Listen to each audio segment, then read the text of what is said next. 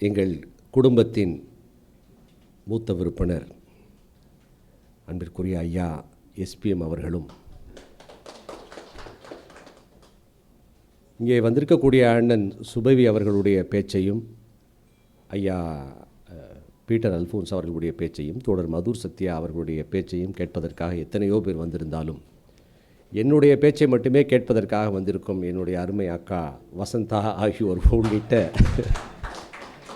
வசந்தா அக்கா உங்களுக்கு யாரும் தெரியும் நினைக்கிறேன்.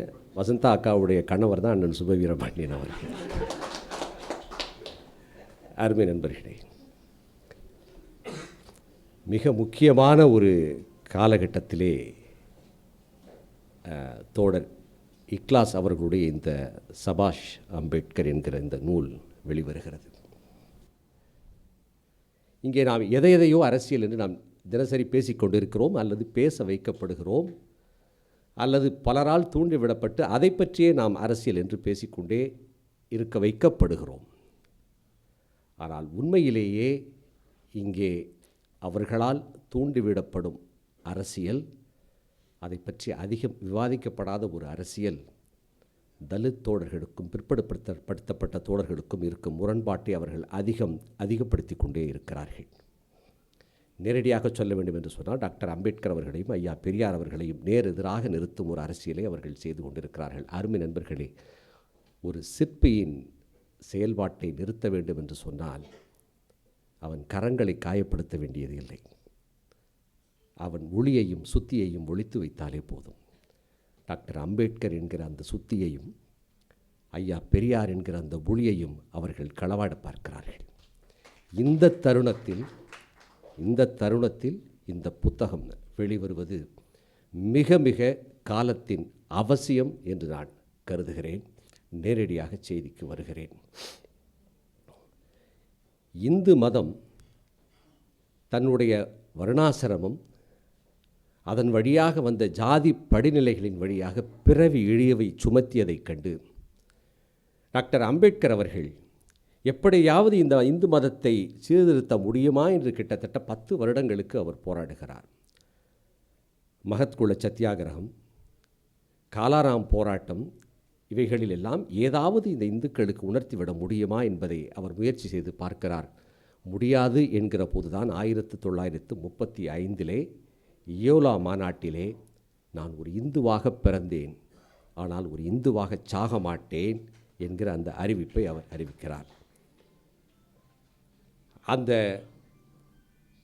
மொபைல் ஃபோன் மட்டும் கொஞ்சம் ஆஃப் பண்ணிடுங்களேன். அந்த அறிவிப்பு வெளிவந்த போது இந்தியாவை பதறுகிறது.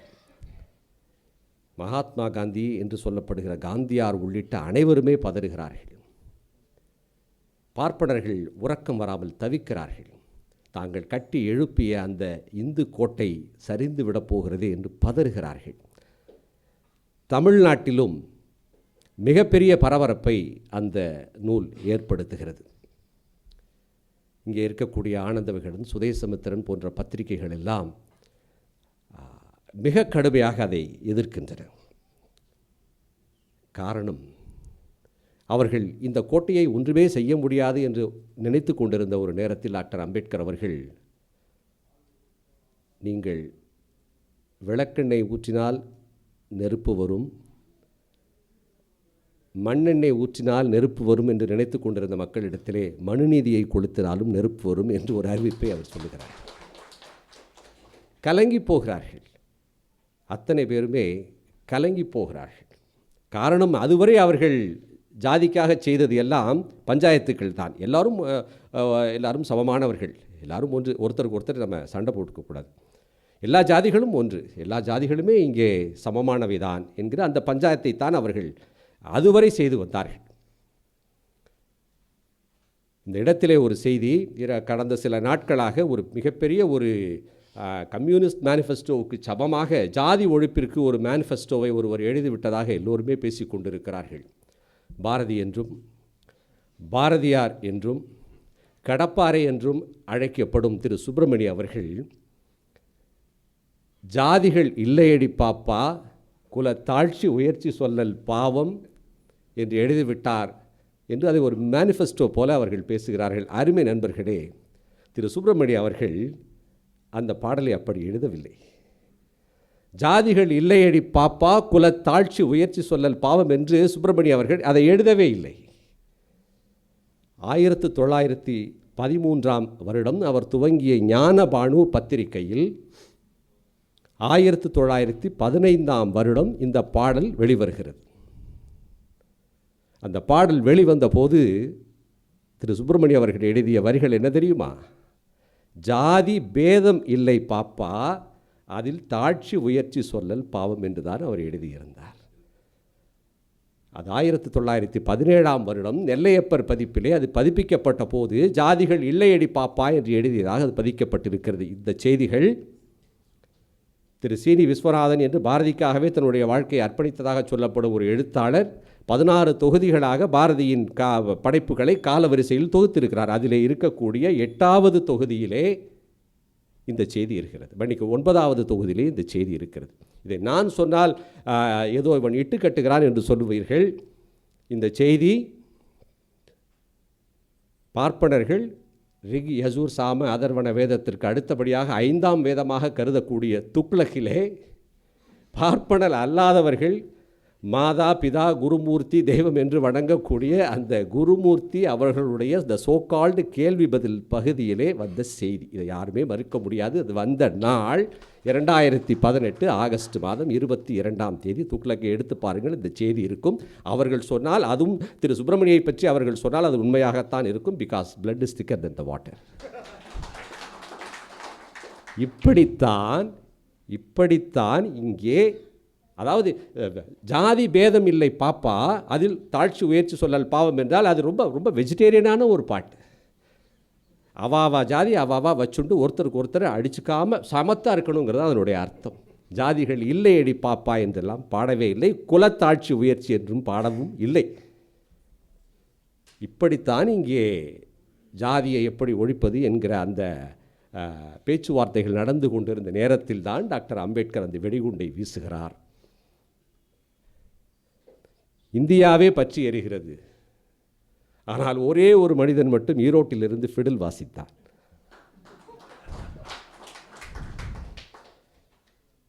டாக்டர் அம்பேத்கர் அவர்களுக்கு மட்டும்தான் அது புரிந்திருந்தது.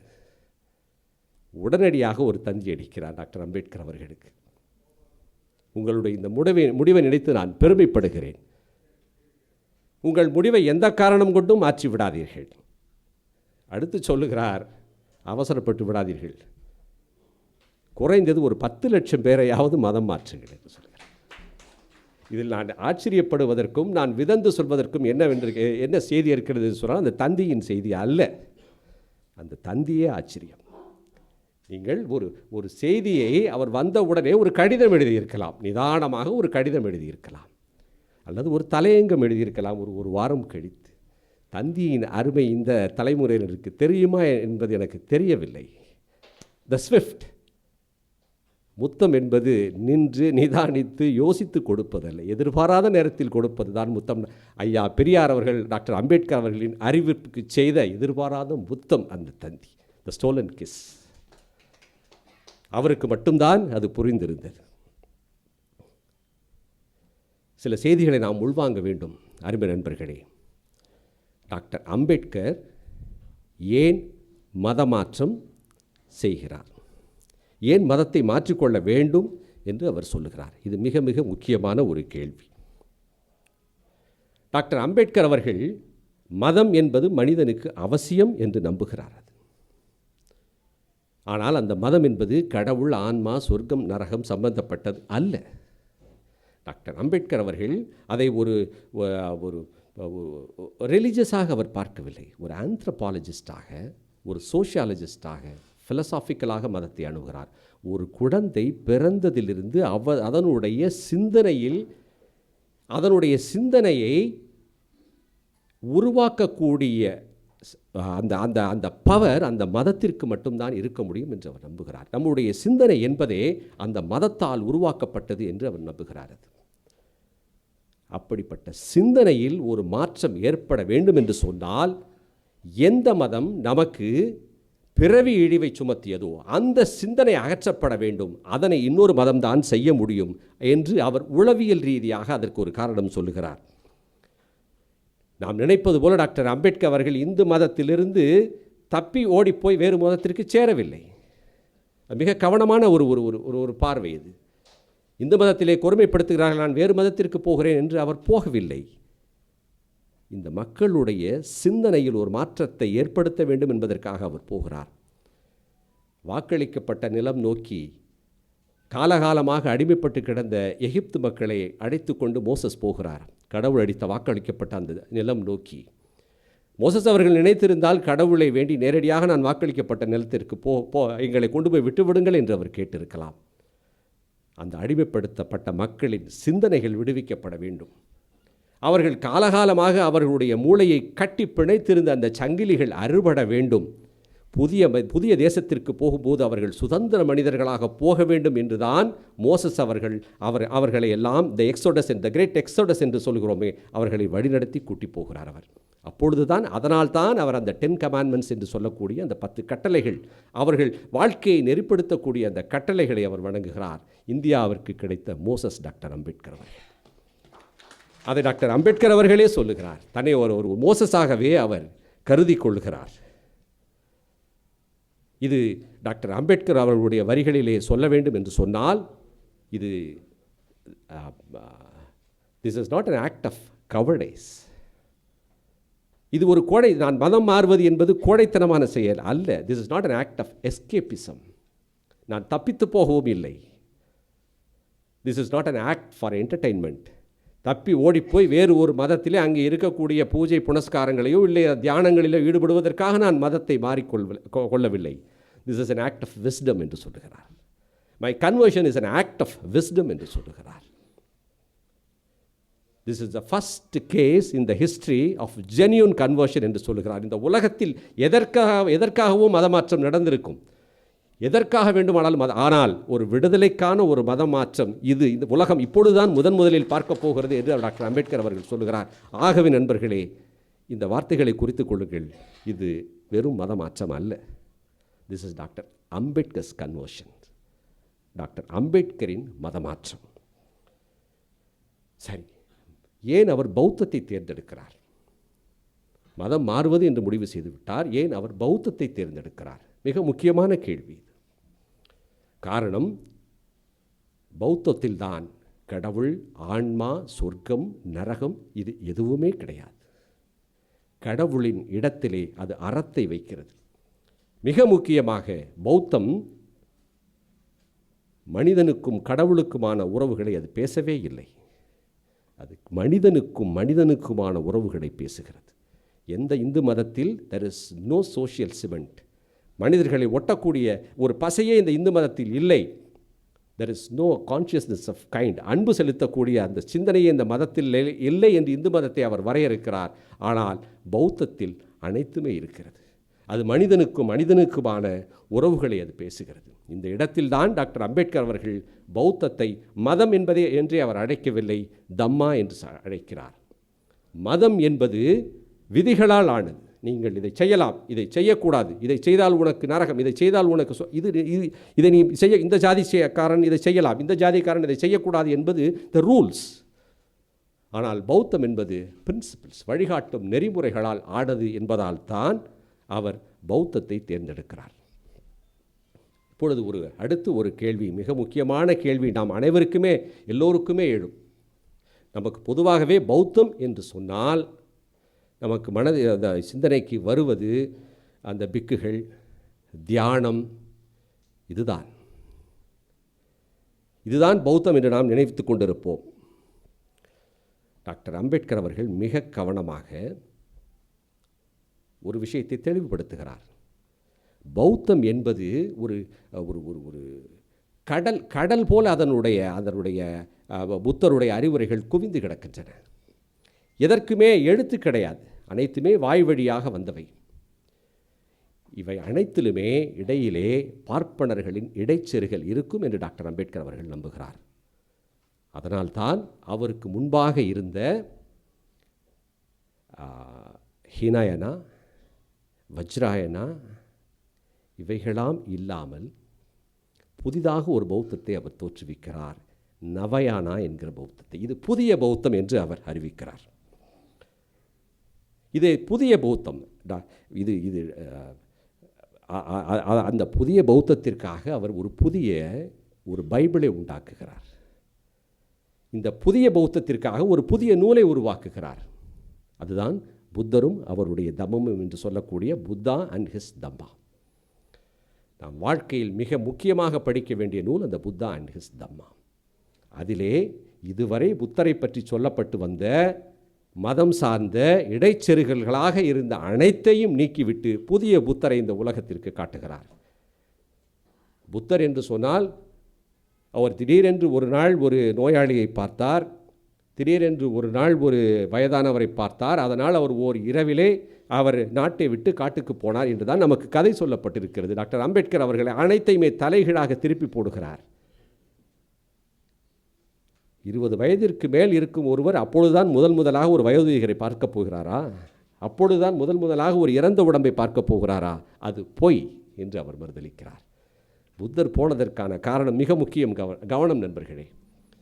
என்ன சொல்லுகிறார் என்றால், சாக்கியர்களுக்கும் கோலியர்களுக்கும் போர் நிகழ்கிறது. புத்தர் சாக்கியர் ஒரு சத்திரியர், அவரை போருக்கு அழைக்கிறார்கள். நான் போருக்கு போக மாட்டேன் என்று சொல்லி அவர் நாட்டை விட்டு போகிறார். இதில் முக்கியமானது கவனிக்க வேண்டியது என்ன தெரியுமா? நான் என்னுடைய வர்ணத்தின் கடமையை செய்ய மாட்டேன் என்று சொன்னபோது எதிர்த்தாற்போல் இருப்பவன் உன்னுடைய அப்பனாக இருந்தாலும் பாட்டனாக இருந்தாலும் எவனாக இருந்தாலும் அவனை கொல், உன் கடமையை செய், பலனை எதிர்பார்க்காதே என்று சொன்னது பகவத்கீதை. அந்த வர்ண கடமையை செய், பலனை எதிர்பார்க்காதே என்று சொன்னது பகவத்கீதை.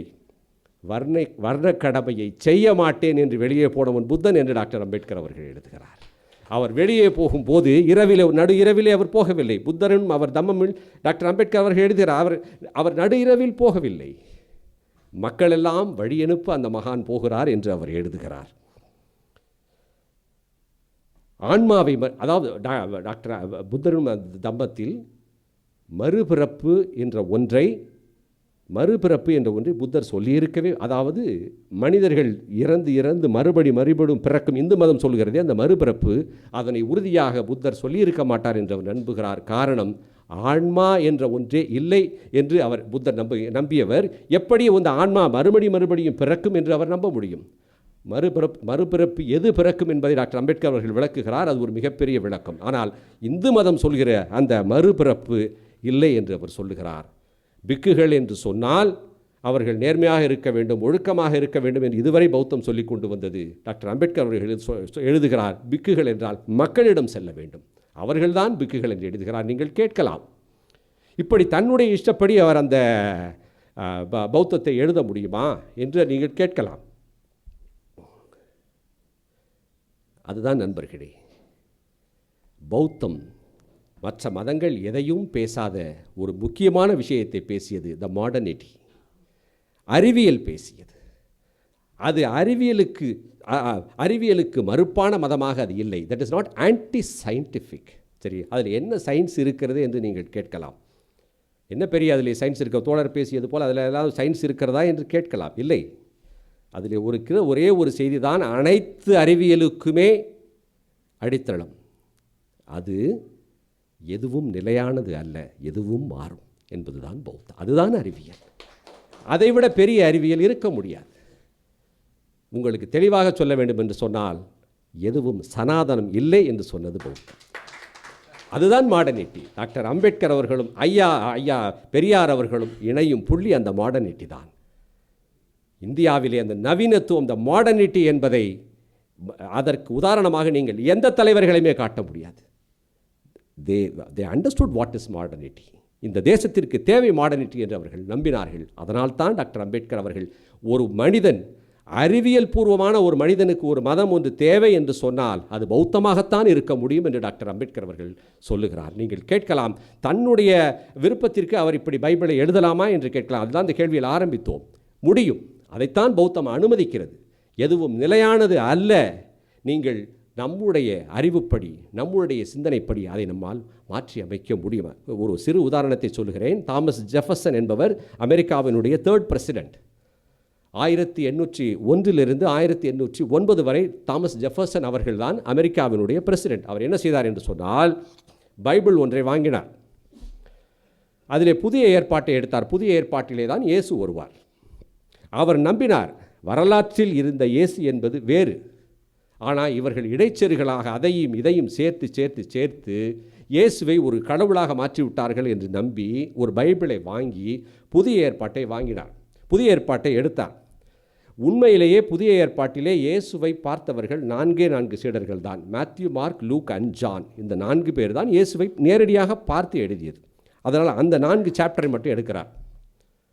அதில் என்ன செய்கிறார், இயேசுவை பற்றி இந்த மந்திரதந்திர கதைகள் எல்லாம் இருக்கும் இல்லையா, அதை நீரிலே நடந்தது, அப்பத்தை அனைவருக்கும் பகிர்ந்து கொடுத்தது, தண்ணீரை வைனாக மாற்றியது என்கிற அந்த கதைகளை எல்லாம் ஒரு சிசர் எடுத்து வெட்டுகிறார்.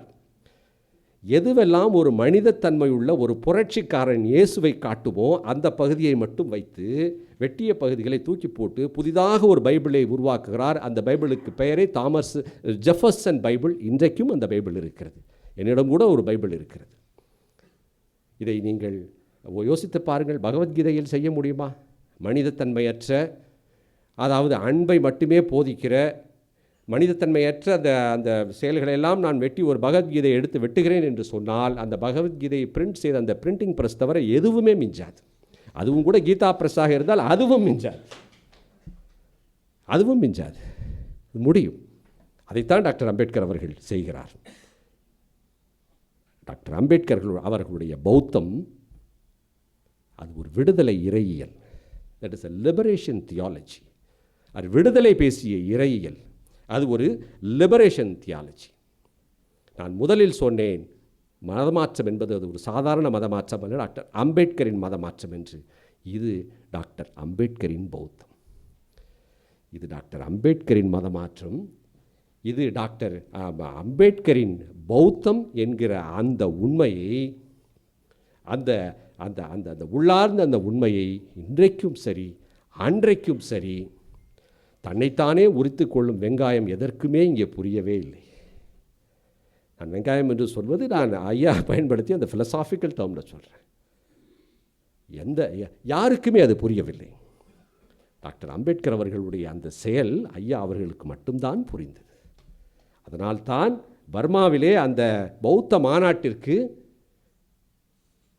ஐயா பெரியாரையும் அழைக்கிறார்கள். இவர்கள் இருவரும் ஒன்றாக கூட போகவில்லை. அது தெரியுமா உங்களுக்கு? இருவரும் ஒன்றாக பர்மாவிற்கெல்லாம் போகவில்லை.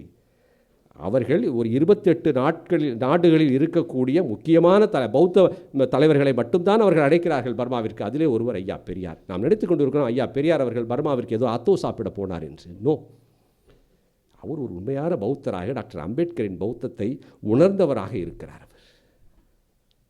அது ஒரு அடிஷனல் செய்தியை பல பேர் நாம் நினைத்து கொண்டு இருக்கிறோம். ஐயா பெரியார் அவர்கள் ஒரே ஒரு திரைப்பட விழாவில் மட்டும்தான் கலந்து கொண்டார் என்று நாம் நினைத்து கொண்டு இருக்கிறோம். இல்லை, டாக்டர் அம்பேத்கர் அவர்களும் ஐயா பெரியார் அவர்களும் ஃபூலேவை பற்றி ஒரு படம் அங்கே வடநாட்டிலே எடுத்தார்கள். ஆத்ரே என்பவர். அந்த படத்தின் துவக்க விழாவிற்கு டாக்டர் அம்பேத்கர் அவர்களும் ஐயா பெரியார் அவர்களும் கலந்து கொண்டிருக்கிறார்கள். அது ஒரு திரைப்பட விழா, ஐயா ஃபூலேவை பற்றிய ஒரு திரைப்படம். So that is Dr. Ambedkar's conversion and that is Dr. Ambedkar's Buddhism. இந்த புரிதல் நமக்கு இருக்க வேண்டும். இன்றைக்கு நாம் இந்த இடத்திலே இருப்பவர்களுக்கு புரிவது மாதிரி சில செய்திகளை சொல்லி முடிக்கலாம் என்று நினைக்கிறேன். சாஃபிஸ்ட்ரி என்று ஒரு ஆங்கில வார்த்தை உண்டு. சாஃபிஸ்ட்ரி என்று சொன்னால் அந்த கேள்வி நியாயம் போலவே தெரியும். ஆனால் உள்ளே புகுந்து பார்த்தால் அதில் ஒன்றுமே இருக்காது, அர்த்தமற்றதாக இருக்கும். நாமெல்லாம் நாத்திகர்கள். நமக்கு எதற்காக மதம்? இப்படித்தான் இங்கே இந்த கேள்வி கேட்கப்படுகிறது. மிக நியாயமான கேள்வி போல நமக்கு தோன்றும். இப்பொழுது சில பேர் கேட்கிறார்கள், சாஃபிஸ்டிக்கு மிகச் சரியான உதாரணம் சொல்ல வேண்டும் என்று சொன்னால், பெரியாரா வந்து எங்களை படிக்க வைத்தார். எங்கள் அப்பனும் ஆத்தாளும் ஆட்டு மாட்டை விற்று தானே படிக்க வச்சாங்க. மிக நியாயமான கேள்வி அது. It's a very logical question. Periyar என்ன அவருடைய சொத்தெல்லாம் விற்றா படிக்க வச்சு என்னையும் கூட எங்களுடைய என்னுடைய அப்பா அம்மா அவர்களுடைய ஆட்டு மாட்டை விற்றுத்தான் படிக்க வைத்தார்கள். ஆனால் ஆட்டு மாட்டை விற்று படிக்க வைக்க வேண்டும் என்று நினைக்க வைத்தவர் தான் பெரியார். அவர் படிக்க வைக்கவில்லை. லாஜிக்கலாக வந்து நினைக்க பெரியார் என்பது ஒரு சிந்தனை, அது இங்கே சிந்தனையில் இருக்கிறது. Is not a man of doing. அவர் என்ன ஃபிலாந்தரபிஸ்ட்? அவர் எல்லாத்துக்கும் அது is not a man of doing, is a man of being. அதுதான் ஐயா பெரியார். அப்படி ஒரு கேள்வி, நாத்திகர்களுக்கு எதற்காக மதம்? நாத்திகர்களாக இருந்து கொண்டு எதற்காக நீங்கள் பௌத்தத்தை பற்றி பேசுகிறீர்கள்? அருமை நண்பர்களே, ஒன்று தெரியுமா? நாம் இங்கே இருக்கக்கூடிய நிறைய பேர் நாத்திகர்கள் தான் இருக்கிறோம். நாத்திகத்தை நம்மளுடைய வீட்டிலே இருப்பவர்கள் கூட நம்மால் கடத்த முடியவில்லை. காரணம், அங்கே அவர்களுக்கு மதம் என்று ஒன்று தேவைப்படுகிறது. அவர்களுக்கு பல ஒரு எக்ஸிஸ்டென்ஷியல் கொஸ்டின்ஸ் இருக்கும். அதற்கெல்லாம் அவர்களுக்கு மதம் என்று ஒன்று தேவைப்படுகிறது. கடவுள் இருக்கிறார் என்பதற்காக அல்லது மதம் இருக்கிறது என்பதற்காக அவர்கள் நம்பவில்லை. மதம் ஒன்று தேவைப்படுகிறது. தங்களுடைய பல சிந்தனைகளுக்கு எங்கே கொண்டு போய் இறக்கி வைப்பது என்பதற்காக அவர்கள் அதை செய்கிறார்கள். நம்மால் அவர்களை கூட நாம் நாத்திகர்களாக மாற்ற முடியவில்லை. நான் ஒன்று கேட்கிறேன், இங்கே இருக்கக்கூடிய பெரும்பாலானவர்கள் நாத்திகர்கள் தான். ஆனால் ஊருக்குள்ளே போய் பார்த்தால் இன்னும் நிறைய நாத்திகர்கள் இருப்பார்கள். இன்றைக்கு திராவிட அந்த ஐடியாலஜியோடு இயங்கிக் கொண்டிருப்பது திராவிட முன்னேற்றக் கழகம் மட்டும்தான். சரி, நம்மை விட்டு விடுங்கள். தமிழ்நாட்டில் உண்மையை பேசுவோம். நாம் தமிழ்நாட்டிலே இருக்கக்கூடிய அத்தனை நாத்திகர்களும் திராவிட முன்னேற்றக் கழகத்திற்கு தான் ஓட்டு போடுவோம் என்ற நம்பிக்கை நமக்கு இருக்கிறதா? ஆனால் நமக்கு டிஃபால்ட்டாக ஒரு நம்பிக்கை இருக்கிறது. இஸ்லாமியர்களும் கிறித்தவர்களும் திராவிட முன்னேற்றக் கழகத்திற்கு தான் ஓட்டு போடுவார்கள் என்று. பெரும்பாலும், இஃப் நாட் ஆல், பெரும்பாலும். ஜாதி வேண்டாம் என்று சொல்கிறவர்களால் அல்ல நண்பர்களே, ஜாதியே இல்லை என்று சொல்கிறவர்களுக்கு தான் திராவிட ஐடியாலஜி என்பது நெஞ்சுக்கு நெருக்கமாக இருக்கும். அவர்களுக்கு ஜாதி இல்லை, அவரால் அவர்களுக்கு திராவிடம் புரிகிறது. இல்லை இல்லை, நாங்கள் நம்பவே மாட்டோம், அதிலே மிக பல மூட நம்பிக்கைகள் இருக்கிறது, ஆன்மா இருக்கிறது, சொர்க்கம் ஏதோ ஒன்றை சொல்லுகிறீர்கள் என்று வைத்துக் கொள்ளுங்கள். நான் கேட்கிறேன், கோபித்துக் கொள்ளாதீர்கள். இது ஐயாவுடைய அந்த துணியிலேயே கேட்கிறேன். திருக்குறளில் இருப்பதை விடவா உங்களுக்கு மிகப்பெரிய மூட நம்பிக்கை பௌத்தத்திலிருந்து விட போகிறது? திருக்குறள் இல்லாத மூட நம்பிக்கையா? அதில் மறுபிறப்பு இல்லையா? கடவுள் இல்லையா? என்ன இல்லை? ஆனால் அதை நாம் உலக பொதுமறை என்று பேசிக்கொண்டிருக்கோம். That's absurd. அது உலக பொதுமறை ஆக முடியாது என்பது வேறு. ஆனால் திருக்குறளை நம்மால் ஏற்றுக்கொள்ள முடிகிறோம். அதற்கு ஒரு தமிழ் பெருமை அதற்குள் நமக்கு இருக்கிறது. பௌத்தத்தை அழகாக நாம் நிராகரிக்கிறோம். அருமை நண்பர்களே, உங்களுக்கு புரிவதுமாக ஒன்றை சொல்கிறேன். இங்கே இருக்கக்கூடிய அத்தனை நாத்திகர்களை காட்டிலும் மிகப்பெரிய நாத்திகராக நான் கருதும் ஒரு மனிதருடைய வசனத்தை சொன்னால் உங்களுக்கு புரியும் என்று நினைக்கிறேன். டாக்டர் அம்பேத்கர் அவர்கள் கோயிலில் மதத்தில் குழப்பம் விளைவித்தார்.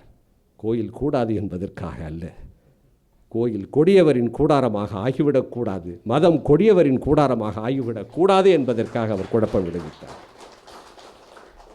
இன்னொன்றை கேட்கிறார்கள், ஈழத்திலே அவ்வளவு படுகொலைகளையும் செய்தது பௌத்தம் தானே? உண்மைதான், உண்மைதான். ஆனால் அது அரசியல் ஆதிக்க பௌத்தம். எங்கள் டாக்டர் அம்பேத்கர் தந்தது விடுதலை இறையியல். அது விடுதலை இறையியல்.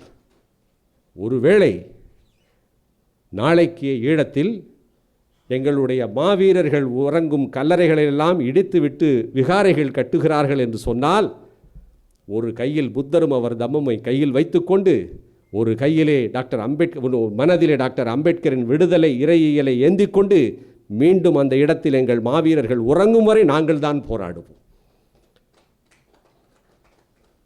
2002ஆம் ஆண்டு ஜெயலலிதா அவர்கள் விடுதலை புலி என்று வார்த்தையை பேசினாலே தூக்கி உள்ளே போட எங்கள் அண்ணன் எஸ்பிஎம் அவர்கள் இருக்கிறார், அவர்களுக்கு நன்றாக தெரியும்.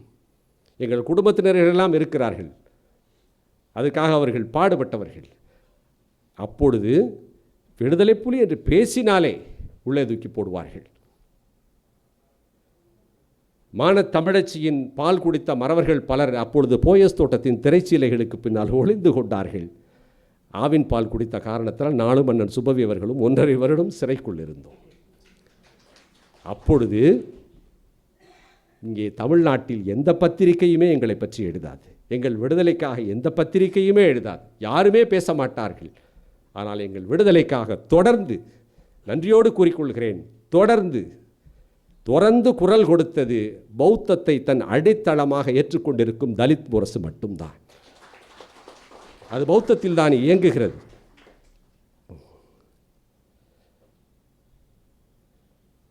அண்ணன் பாலசிங்கம் அவர்கள் இறந்தபோது யாருமே செய்தி கூட வெளியிடவில்லை. அதனை தன்னுடைய உள்பக்கத்திலே முழு பக்கத்தில் வீர வணக்கம் என்று போட்டது எங்கள் தலித் முரசு தான். ஈழத்திலே அந்த ஐநா சபை வெளியிட்ட அந்த அறிக்கை, நவி பிள்ளை அவர்களுடைய அறிக்கையை முழுக்க தமிழில் மொழிபெயர்த்து போட்டது தலித் முரசு தான். பௌத்தத்தை அடித்தளமாக கொண்ட தலித் முரசு தான். நாத்திகத்திற்கும் அருமை நண்பர்களே, நாத்திகத்திற்கும் பௌத்தத்திற்கும் சண்டையிட வைக்காதீர்கள். இரண்டும் அழகாக ஒரு இடத்தில் இணையும். இரண்டும் இணையும் புள்ளிகள் மிக அழகானவை. புத்தரும் அவர் தம்மமும் என்கிற அந்த நூலை தயவு செய்து வாசியுங்கள். இந்த ஜாதியை அழித்து ஒழிக்கும் என்கிற டாக்டர் அம்பேத்கர் அவர்களுடைய இந்த நூலை இரண்டையும் வாசியுங்கள். ஏன் அப்பொழுதுதான் தெரியும் ஏன் புத்தரின் பிறந்த நாள் அன்று பிள்ளையார் சிலை உடைக்கப்பட்டது என்று. அது இரண்டும் ஒரு இடத்தில் இணைகின்ற அருமை நண்பர்களே, தோழர்களே. வரலாற்றிலே சில சொற்றொடர்கள் இருக்கும். அது வரலாற்றின் போக்கையே மாற்றிவிடும். யார் தவறு செய்தார்களோ அவர்களை தூங்க விடாது. அந்த ஒற்றை சொற்றொடர் வரலாற்றையே மாற்றிவிடும். இன்றைக்கும் தமிழ்நாட்டை பற்றி மற்ற மாநிலங்களெல்லாம் இவர்கள் யார், இவர்கள் நாம் ஒரு மாதிரி சிந்தித்தால் இவர்கள் என்ன ஒரு மாதிரி சிந்திக்கிறார்கள். யார் இந்த மனிதர்கள்? நாம் உள்ளே காலை வைக்க முடியவில்லையே என்று காவி கூட்டமெல்லாம் கலங்குகிறது. காரணம் ஒரு ஒற்றை சொற்றொடர்.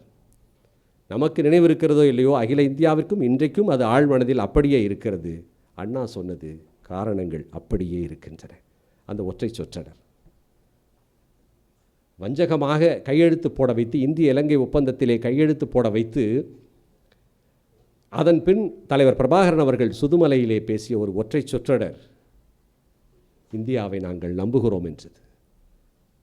அந்த ஒற்றை சொற்றொடர் பலரின் அந்தராத்மாவை கேள்வி கேட்டிருக்கும், பலரை கூனி கூறுக வைத்திருக்கும். அப்படி ஒரு ஒற்றை சொற்றொடர் தான் இந்த நூலிலே டாக்டர் அம்பேத்கர் அவர்கள் ஒன்று சொல்லுகிறார். இவ்வளவு பெரிய நூலிலே அந்த ஒற்றை சொற்றொடர் தான் பார்ப்பனியத்தை இன்று வரை உறங்க விடாமல் செய்கிறது. அனைத்தையும் பேசிவிட்டு கடைசியில் அவர் ஒற்றை சொற்றொடர் ஒன்று சொல்லுவார், I have decided to change. இந்த முழு புத்தகத்திலுமே அவர் எங்கேயுமே மதம் மாற வேண்டும், பௌத்தத்திற்கு போங்கள் என்று சொல்லவே இல்லை.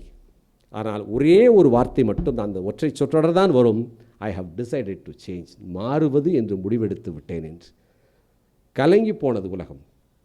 அந்த ஒற்றை சொற்றொடருக்கு அதற்கு சமமாக மிக அழகாக பதிலுக்கு சொன்ன ஒரு ஒற்றை சொற்றொடர் தான் சபாஷ் அம்பேத்கர் என்று. அந்த நூலை இந்த நேரத்திலே கொண்டு வந்த தோழர் இக்லாஸ் அவர்களுக்கு என்னிடமும் ஒரே ஒரு ஒற்றை சொற்றொடர் தான் இருக்கிறது, சபாஷ் இக்லாஸ் ஹுசேன். நன்றி.